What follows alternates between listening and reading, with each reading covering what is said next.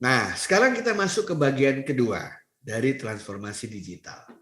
Bagian kedua ini terkait dengan apa inti dari sebuah transformasi digital. Ya, tekanan dari perubahan ke masa depan itu seperti apa?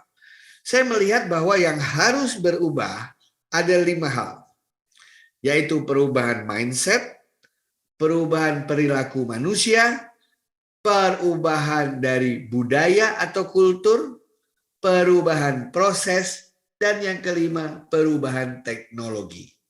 Saya akan masuk satu persatu. Kita mulai dari perubahan pola pikir, perubahan mindset. Dengan adanya teknologi, maka ada sejumlah prinsip yang harus kita pegang teguh dewasa ini. Prinsip yang pertama adalah sedapat mungkin apa yang sudah bisa diambil alih oleh teknologi jangan lagi kita kerjakan secara manual. Ya, karena apa? Karena biasanya kalau sesuatu itu sudah bisa diambil alih oleh teknologi, itu biasanya cheaper, better, faster, lebih cepat, lebih baik, lebih murah dibandingkan dilakukan secara manual. Dan juga memiliki banyak kelebihan-kelebihan, ketelitiannya, keakuratannya, reliabilitasnya, dan lain sebagainya. Prinsip pertama.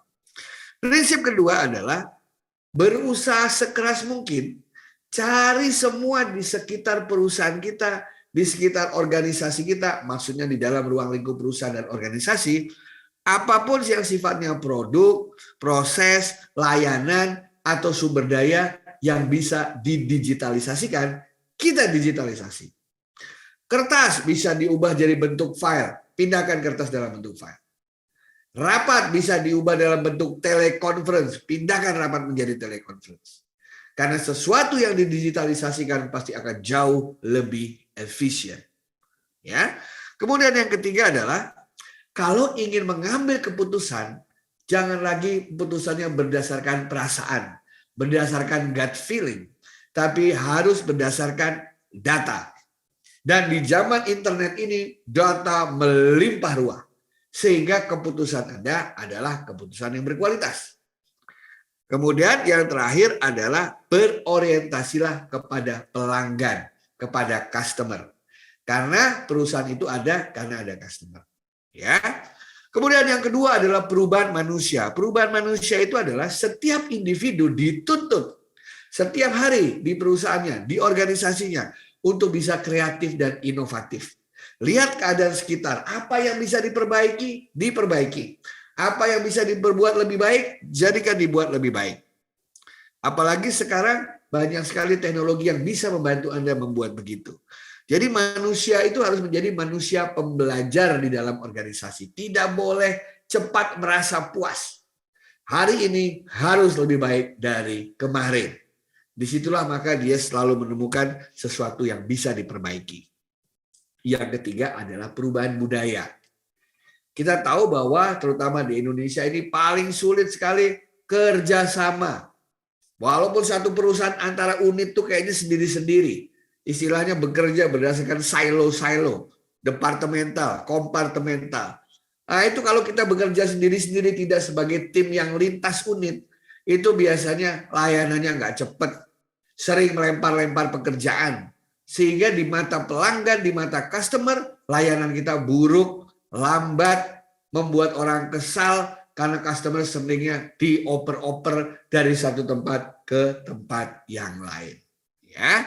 Itu adalah perubahan manusia. Yang keempat terkait dengan perubahan proses. Perubahan proses itu begini, kita lihat proses sehari-hari, lakukan sedapat mungkin 4 hal. Esia. Mana yang dengan teknologi proses bisa dieliminasi, eliminasi. Karena kalau proses kita eliminasi, artinya proses tersebut kita akan menghemat uang, menghemat biaya, menghemat sumber daya. 2, kalau nggak bisa dieliminasi, kita simplifikasi proses itu. Agar tidak ribet, tidak panjang, tidak bertele-tele. Kemudian yang ketiga, kita integrasikan proses-proses yang bisa digabung dengan adanya IT, kita gabung, kita jadikan satu. Sehingga customer atau user sekali jalan bisa menyelesaikan berbagai masalah. Dan yang keempat adalah automatisasi. Yang dulu manual, sekarang menggunakan teknologi. Jadi pakailah Asia, eliminasi, simplifikasi, integrasi, dan otomatisasi. Baru yang kelima, perubahan teknologi. Dengan adanya revolusi industri 4.0, Anda punya banyak sekali teknologi yang bisa membuat perusahaan Anda lebih kompetitif. Ada big data, ada blockchain, ya ada cloud computing, ada artificial intelligence, ada robotics, ada machine learning, dan lain sebagainya. Dan perusahaan atau organisasi harus memiliki arsitektur teknologi yang agile, yang bisa secara cepat beradaptasi dengan perubahan.